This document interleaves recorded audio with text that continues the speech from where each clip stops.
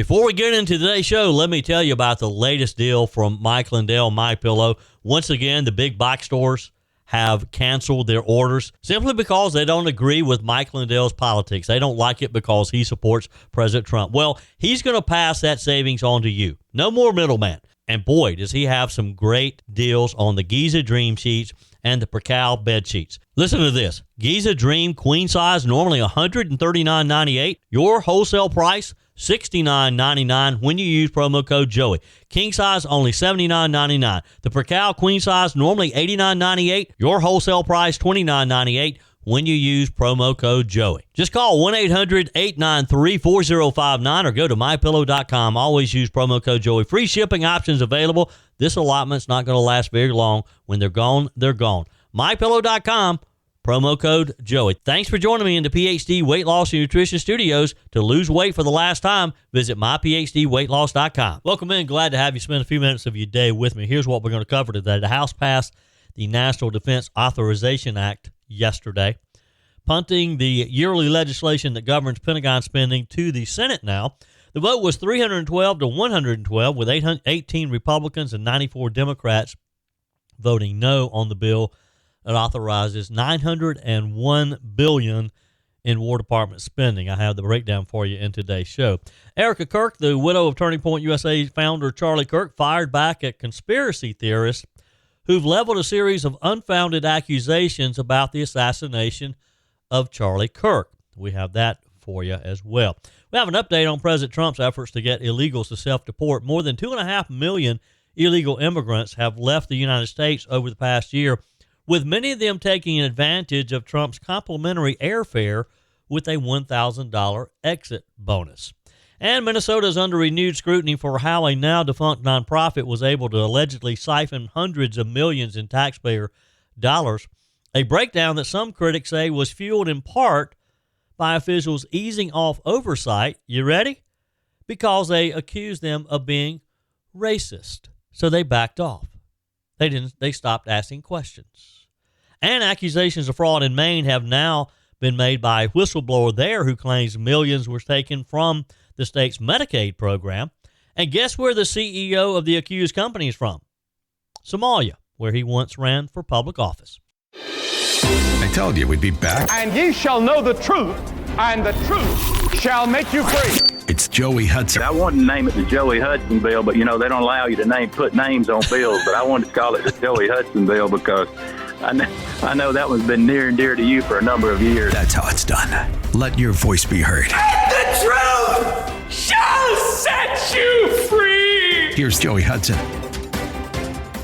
Every now and then, in the middle of all the politics, all the noise and the headlines of the day, something cuts enough that reminds us that there are real human beings behind these stories. This week, that voice was Erika Kirk, the widow, of course, of Turning Point USA founder Charlie Kirk, a young mother who's now navigating grief in the national spotlight. And folks, she's had enough. Erika joined Fox News' Outnumbered, and you could hear the weight in every word that she said. It wasn't political, and it obviously wasn't scripted, if you happen to see any of it. It was a wife and a mother begging the world for something basic, something sacred. One thing, she said, one thing that she and her children could keep untouched by conspiracy theories and internet vultures. She said, "Can I have one thing? Can my children have one thing?" Talk to me about this part of the conspiracies that are out there, this disturbing part that people are trying to guess where Charlie is. Can I have one thing? Can I have one thing? Can my children have one thing? Everything was public. We will be building the most beautiful memorial for my husband at Turning Point USA, and it will be for the world to see, and it will be spectacular, and it will have basically museum style for our Charlie, for my Charlie. But can I have one thing? Can my babies have one thing where we hold it sacred, where my husband is laid to rest, where I don't have to be worried about some secular revolutionary coming and destroying my husband's grave while my daughter is sitting there praying? One thing. This is my husband. Yes, he was Charlie Kirk to the world, and I know so many people love my husband, and I am grateful for that. But this is my husband, and I want to be able to have one thing left that is sacred to our family, to my in-laws, to my babies, and to my parents. One thing. That one thing, of course, is her husband's grave. The place where the family and where she can take their babies and go and pray, as she said, to remember her husband, for them to remember their father, for his parents to remember their son. She's worried that because of wild conspiracies swirling online, activists might try to desecrate it. Imagine that. Imagine losing your husband in a horrific public assassination and then having to fear someone vandalizing his grave because they've convinced themselves that the people closest to him were somehow in on it. This is where we are in 2025 as we close out this year, and it's heartbreaking.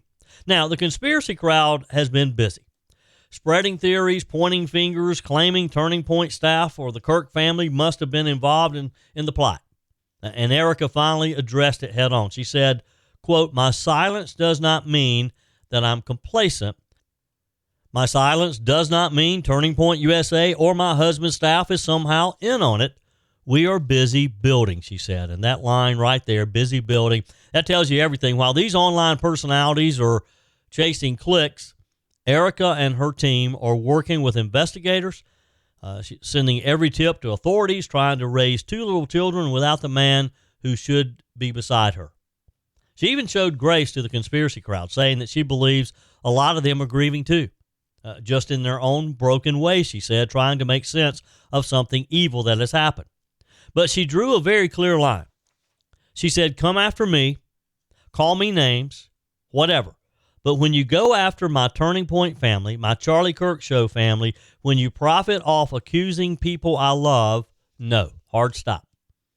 There was a moment where even Harris Faulkner, who has seen just about everything, I guess, paused and said, "I've never seen you like this."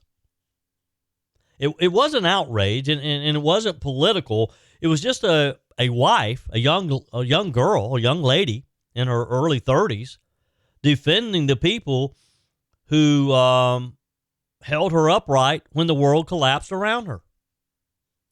Erika reminded us of something that hits pretty hard. "They watched my husband get murdered," she said. "The Turning Point staff who were present that day aren't faceless employees. These are young people who adored Charlie Kirk. And I've been around some of those people. And I can tell you that they are shaken. They've received death threats themselves, kidnapping threats into the Turning Point headquarters, harassment beyond anything that you can imagine. And every time another video or tweet goes viral, it rips the wound wide open again for this group of young 20-somethings, early 30-somethings. There's no conspiracy theory that accounts for that kind of pain and what those young people are dealing with. Now, Erika delivered what I think would probably be the line remembered long after the noise fades. She said, "This is righteous anger. This is not healthy. This is a mind virus. Stop." Now, look, this is a deeply conservative audience we're talking about. Charlie Kirk wasn't just a commentator. He shaped an entire movement of young people. So when Erika speaks, conservatives, especially young conservatives, they listen. You could hear a mother's fear for her children, a widow's fear and just tiredness. But you could also hear that resolve, the steel in her voice. She said she will not crawl into a corner. She's not going to retreat. She says she sees this as a duty to Charlie, and she said that it's an honor to carry that forward. It was a great interview. It was an emotional interview at times, and there's a moment here worth stepping back and looking at. The conservative movement, like every movement, has its fringes. And sometimes in the age of clicks and views and monetized outrage, some voices lose sight of the human beings who are actually involved. So Erika Kirk's plea reminds us that even in heated political seasons, the truth matters. And so does compassion. And so does grace. We have to recognize that this is a Turning Point USA. The headquarters is a group of young people who followed Charlie Kirk and would have walked through walls, a wall of fire for him.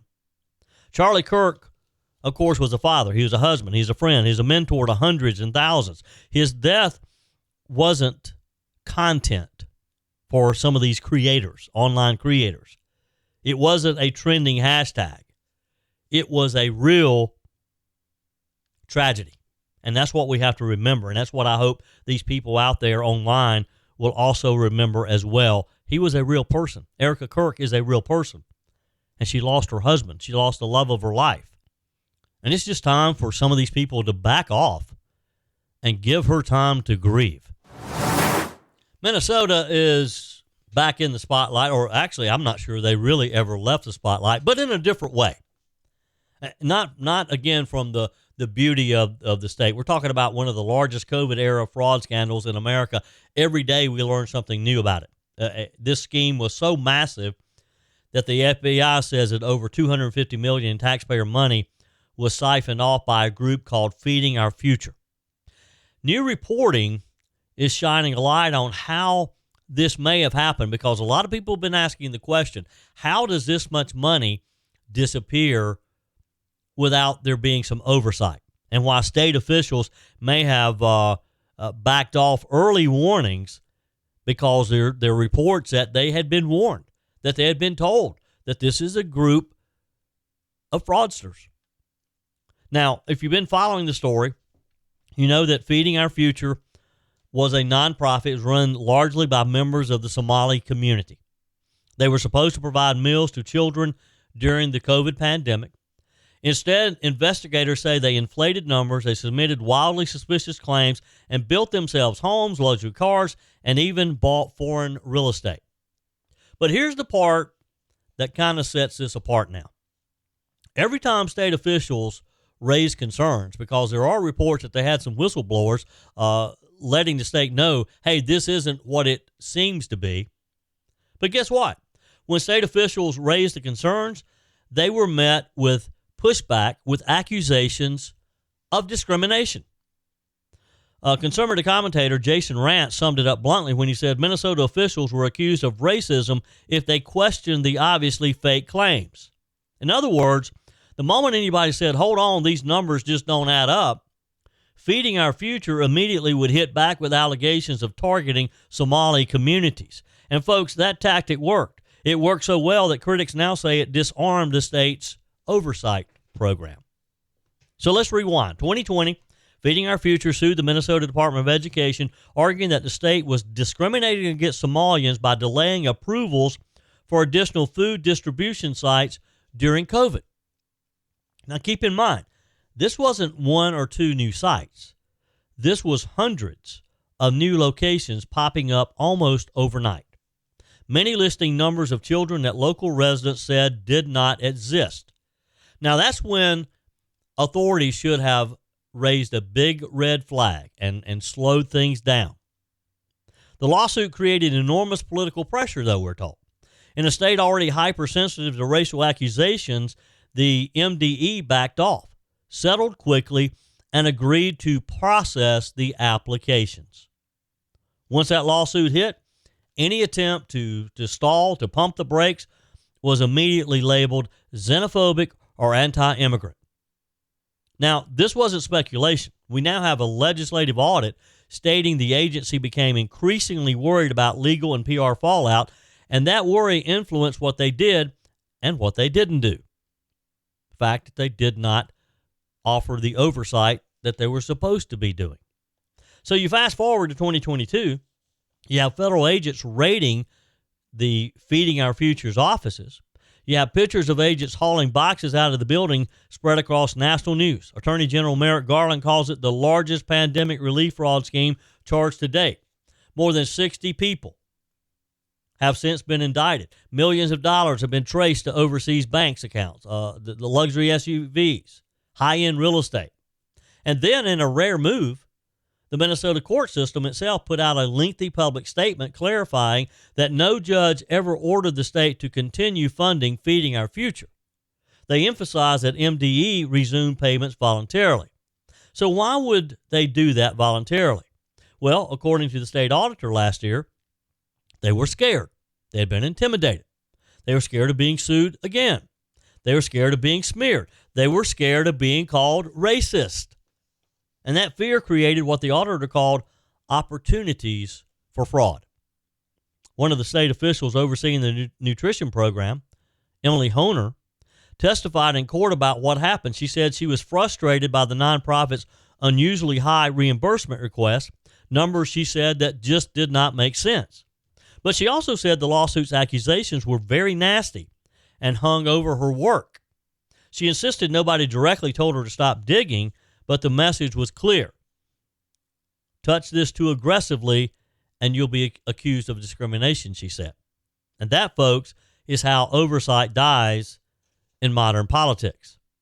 Now, Minnesota's Democratic Attorney General Keith Ellison, who defended the state in the discrimination case, says his office handled everything appropriately. Of course they did. Of course he would say that. But the legislative auditor disagrees, saying that MDE failed to responsibly oversee the program and citing the discrimination accusations as a factor in why oversight weakened. So on one hand, you have Ellison saying we did our job. On the other hand, you have auditors saying, no, your fear of being hit with racial accusations made the mess even worse. Now here's the broader story. This scandal exposes a dangerous trend, a political climate where accusations of racism are weaponized not only to silence debate, but to shut down accountability in this case. Because if raising questions about fraud is racist, if asking for receipts is racist, if enforcing oversight is racist, then fraudsters suddenly, they have the perfect shield, don't they? They have something to hide behind. This is how hundreds of millions of taxpayer dollars walked right out the door.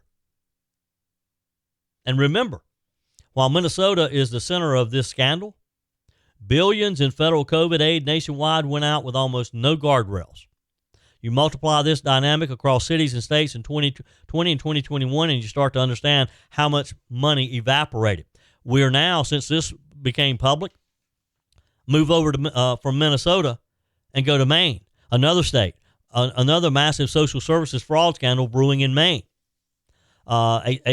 Maine typically flies under the national radar. They're known for their beauty, their lighthouses, their lobsters. But now, as Maine Care was taken for millions of dollars by a contractor called Gateway Community Services, we now understand that Maine Care was also the victim of fraud.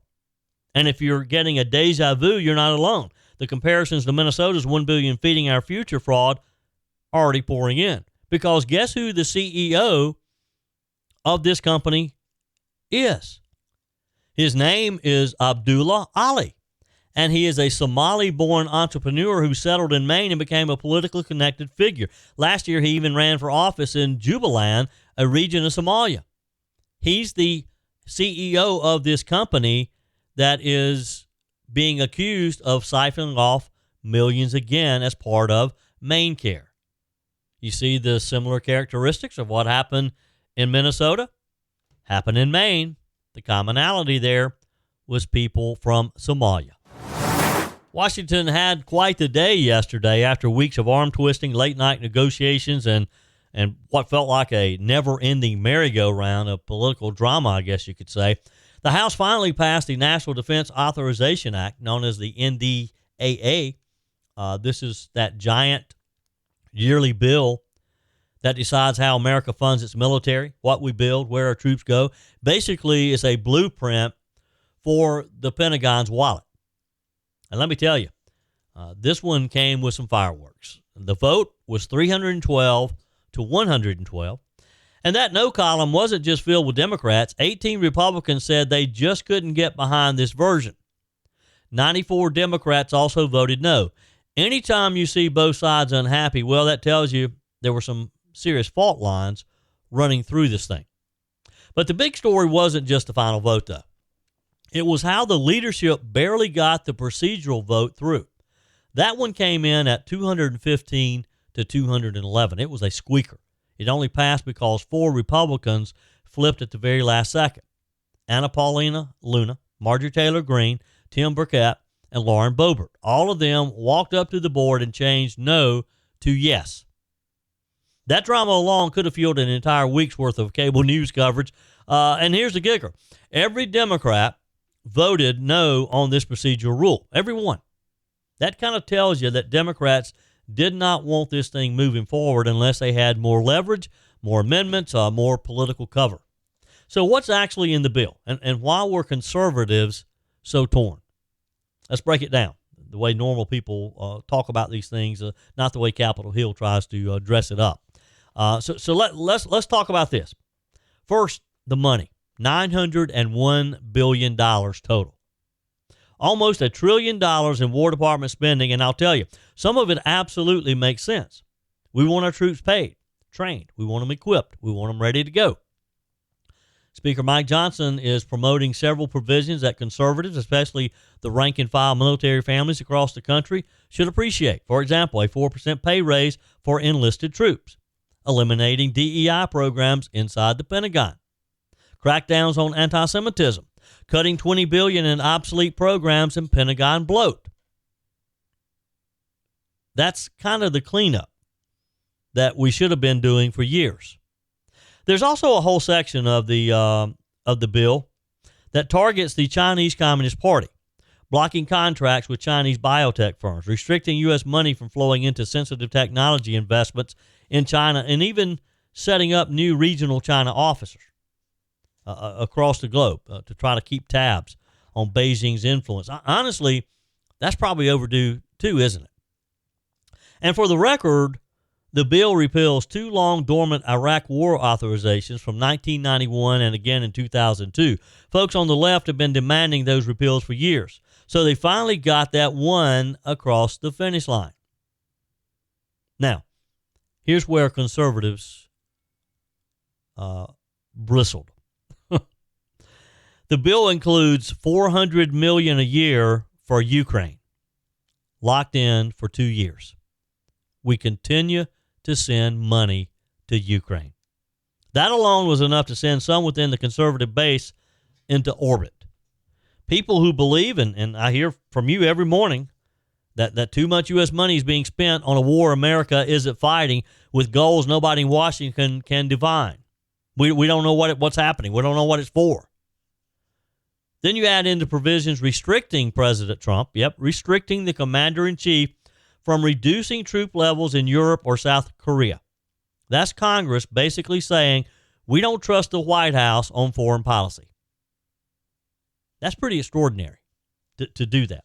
Another provision, Congress is forcing the Pentagon to turn over raw video footage from those strikes on the alleged narco-trafficking boats near Venezuela that's been in the news lately. And until they do, 25% of War Secretary Pete Heggs' travel budget is being withheld. Kind of saying, look, Pete, you don't send us those tapes, you're going to have to stay at home. Now, you don't see Congress using that kind of pressure very often. And for many conservatives, there was one more sticking point that made them furious. The bill does not include a ban on creating a central bank digital currency, CBDC. Now, you may remember, the CBDC fight has been huge among libertarians, particularly conservatives, and many of the people who consider themselves privacy advocates. They worry a digital dollar would give the government the power to track or even restrict your purchases, and it would. Some people compare it to what China uses to monitor its own citizens. Trump supporters, the Freedom Caucus, the hard right, they all wanted that ban in the NDAA, and it didn't make the final cut. That's why you saw people like Chip Roy, Andy Biggs, and Jody Arrington pushing back. That's why there was a large number of Republicans voting no. So why did enough Republicans finally vote yes? Good question. Honestly, because the leadership bundled together some wins conservatives have been chasing for years, like the eliminating the DEI in the military, boosting the troop pay, that's important, cutting Pentagon waste, we need to cut more. Getting mandatory disclosure from the FBI when it investigates political candidates. Now, that last one, requiring FBI and transparency, that's a pretty big deal. It's a direct response to what many believe was politically motivated interference in elections going back to 2016. Republicans see that as a win for accountability. Meanwhile, Democrats, they split too. Progressives hate the China provisions. They hate the defense increases. They hate the lack of IVF coverage for military families. They hate that DEI got stripped out. But Democrats also like the restrictions on Trump. They love that. They like the Ukraine funding. They like blocking that CBDC ban because, let's be honest, the federal government loves itself a new monitoring tool. So both parties held their noses, and that's why you saw such an odd final vote count there at the end. So what happens next? Well, it goes to the Senate, and it's probably going to pass. It's probably going to fly based on some of the intel that I've received. The leaders of both chambers already pre-negotiated the final package to avoid another government shutdown drama. It still could happen, but likely will not. President Trump will sign it, even with the restrictions, because the pay raises, the China pushback, and the DEI elimination are core parts of his defense philosophy. So it's one of those you win some, you lose some type deals. But this bill tells us something about 2025 in Washington. Congress isn't fully aligned with President Trump, and President Trump isn't fully aligned with the Congress. This was a negotiation, a big negotiation on parts of it. So this NDAA shows exactly how divided Washington is right now. If you didn't think it before, you know it now. And it's not just between parties, but within the parties. Conservatives battling conservatives. Democrats fighting within their own party with other Democrats. And the White House trying to steer the ship without full control of the wheel. Because that's basically what you have here. You have a White House that's not even completely in control of its own party. And that's a shame. At the end of the day, our troops get a pay raise, and that's good. It's long overdue, and it's still not enough. China gets pushed back. That's good, too. It's time we start standing up to China more so than even this. And the Pentagon loses some of its ideological clutter, if you will, the DEI. DEI never made sense for any government agency, but especially not for the Pentagon. To have DEI involved in choosing the men and women who protect our country's security was just crazy. And I understand progressives love DEI. I understand that. But I would think that even they know how dangerous it would be to have a young male soldier who suddenly is confused about his sexuality and trying to placate him on the idea of when he decides, well, I should be wearing a dress rather than a pair of pants. That's just crazy. If someone went into the military who had mental issues, they would be turned away. That, when a man thinks he's a woman, to me, that is a mental issue and should automatically qualify them to be turned away. Certainly not to encourage them by paying for their surgeries, by paying for their medications. So, is it a perfect bill? Not sure you can call it perfect. Washington doesn't deal in perfect. It deals in negotiation and possible, and you give some, I'll give some. This bill, though, needed to pass. And the Senate needs to pass it, and the president will sign it. And we'll come back and we'll fight for some of the other issues on another day. Your comments are welcome on the Furman Ford text line, 864-477-JOEY. That's 864-477-5639. Emails always welcome, joey@joeyhudson.com. Speaking of the Furman Ford text line, it's never been more important to support locally run businesses owned by people who actually live here in the upstate. let me take a minute to talk with you about our friends at Furman Ford. If you're looking for a new vehicle, maybe a great pre-owned vehicle, one you can trust, or maybe you're looking to order that special vehicle. Either way, if you want a new one, a brand new one, or a pre-owned that you can trust, the folks at Furman Ford, they're there to help you. Their name is on the sign because their name is on the line, because every single transaction is important to them. Jim Furman, Matthew Furman. They do business the right way. When you stop by, when you give them a call, or maybe when you just send them a quick email, you're always going to have access to a member of the Furman Ford family. And by the way, they also offer great service, and you're not going to have to wait weeks and weeks to get it done. And you do not have had to purchase your vehicle at Furman Ford. Doesn't even have to be a Ford. They service all makes and models. Visit my friends at Furman Ford online at furmanford.com, furmanford.com. On the text line, Dom in Illinois. Good to hear from you, Dom. Haven't heard from you in a while. Says, Joey, regarding the New York ex-con transition team, as far as I'm concerned, the only ones I feel sorry for are those that voted for anyone but the newly elected mayor. Those that voted for him, as with those that voted for Johnson and or Pritzker and Chicago, Illinois, deserve everything they get and are about to get it. Those people just don't learn. They elect one destructive mayor, governor after another. I have zero sympathy for them. None, nada. When I say they just don't learn, look at the track record for the past several Illinois governors. I want to say the past 4 to 5 ended up in federal prison, with the current one, Pritzker, belonging there as well. I pray President Trump cuts federal funding from New York, Illinois, and California. They all need an awakening. Dom. Thank you, Dom. I appreciate that. This is one of those stories, this next one, where you almost have to stop and read the headlines twice. Make sure that you're not looking at satire. Because according to brand new numbers from the Department of Homeland Security, and these were given directly to the media, more than 2.5 million illegal immigrants have left the United States this past year. 2.5 million. 1.9 million of them left voluntarily. Now remember, for the last decade, Democrats and media outlets told us that mass self-deportation was just simply impossible. They mocked the very idea. But now, under stronger enforcement, tougher consequences, and a very clear message from the White House, evidently it's happening. DHS Assistant Secretary Tricia McLaughlin put it bluntly. She said, they know if they don't leave now, we will find them, we will arrest them, and they will never return. It's a very different tone from what we heard over the past few years from Joe Biden and Kamala Harris. So here's what we have. Since January, the Trump administration has deported more than 605,000 illegal immigrants, most of them with criminal histories.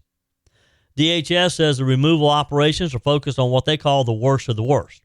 That includes violent offenders, cartel-linked individuals, the people who were repeatedly arrested but never removed under previous administrations.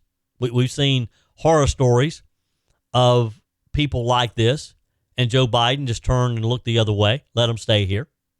Now, of course, Democrat mayors and governors are furious, suddenly concerned about the civil rights violations. These are the same leaders who spent years declaring sanctuary status and inviting the world to come. No questions asked. But the moment federal officers start enforcing federal law, we're told is heavy-handed. You can't treat people like that. They have rights. Meanwhile, DHS says something remarkable, that this is happening at the local level. They're saying public services are stabilizing. Job markets are unclogging. Housing pressure is starting to ease in some of these areas. Imagine that, a nation enforcing its border starts to see benefits at home. Who could have predicted such a thing? Now, this all began earlier under a program called Project Homecoming, where you had charter flights carrying returnees a free plane ticket and a $1,000 incentive for self-deporting, basically a bonus to leave the country. People said it would never work, but apparently, when faced with the choice of A, getting arrested and permanently barred from re-entry, or B, getting a free trip home with a little cash in hand, well, human nature kicks in, doesn't it? And here's something that's not getting nearly enough coverage. These departures happen largely through a CBP mobile app, an actual government app that works. Illegal immigrants can check their status, schedule their departure, and complete the paperwork without ICE showing up at their front door. Think about this for a minute. Think about what this strategy. It's efficient, and it's doing what we want done. We just want them to leave. We don't want ICE to have to escort them out.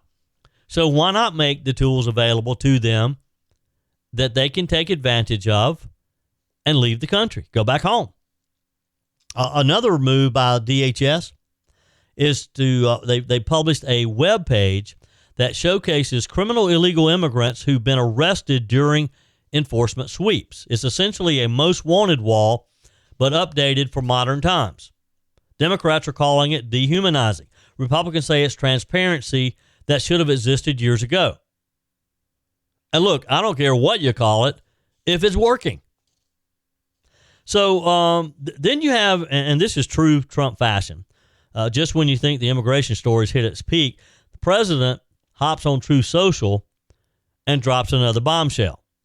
The Trump Gold Card is here today.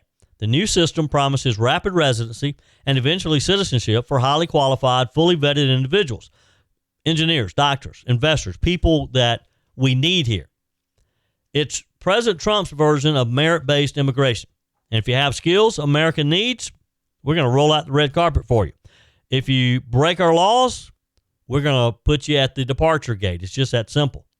And notice something here. This gives the business community what they've wanted.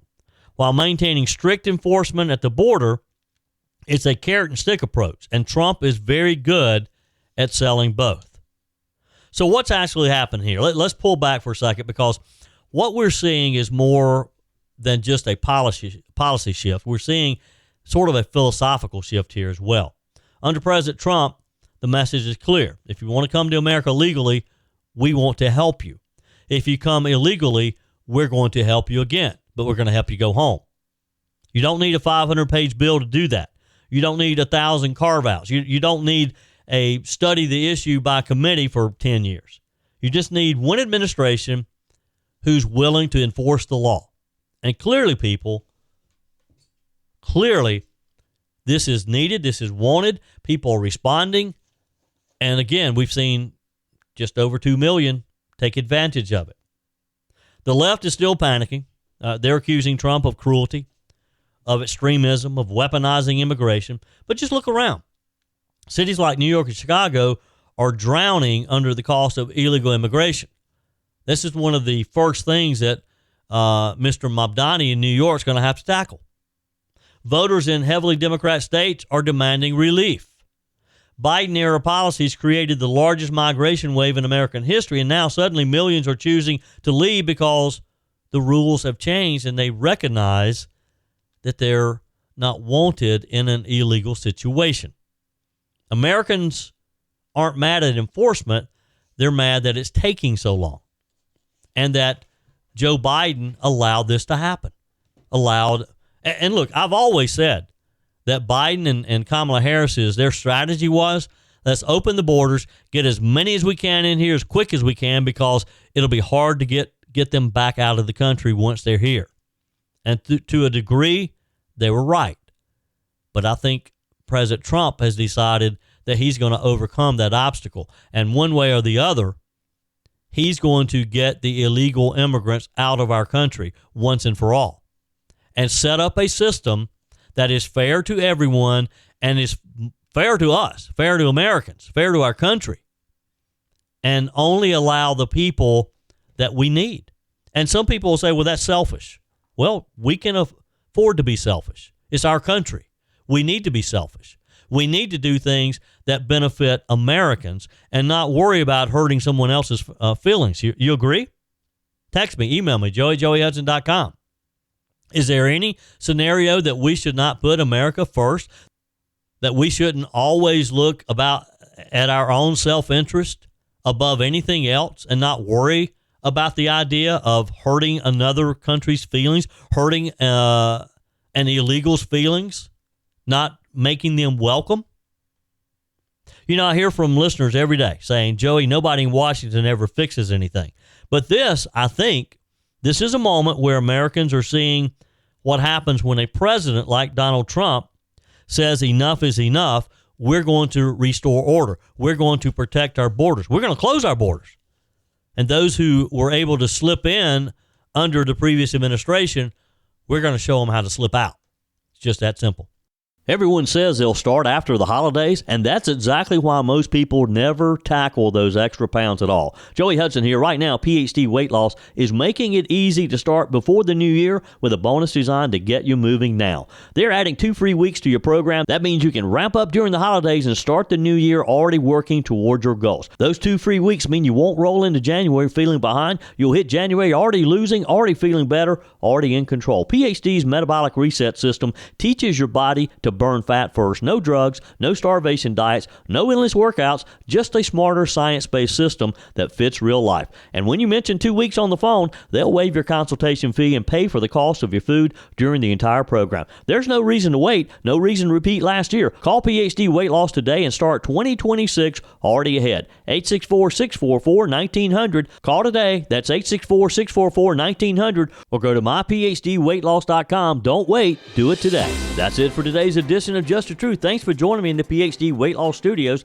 To lose weight for the last time, visit myphdweightloss.com. If you haven't joined my mailing list yet, visit my website, joeyhudson.com. Click on the Connect with Joey button so that you can receive our emails and the most up-to-date news. Also, join me on my YouTube channel. Be sure and like, comment, and subscribe. Just search for Joey Hudson. As always, thanks for spending a few minutes of your day with me. Do me a favor and forward this episode to a few friends. Just click on the share button and send to your contacts. We need to build an army of conservatives to win our country back, and we can do that by continuing to share the truth with our friends and family. Keep those comments coming via the Furman Ford text line 864-477-JOEY. Email to joey@joeyhudson.com, and I love your messages on the MyPillow message line. Again, that's 864-477-JOEY, 864-477-5639. Be sure and take advantage of the MyPillow special, just $14.88 on the standard MyPillows when you use promo code Joey. Order online at mypillow.com or call 800-893-4053. We're back again tomorrow and hope you'll plan to join us. Until then, remember, God's got this. He's still in control.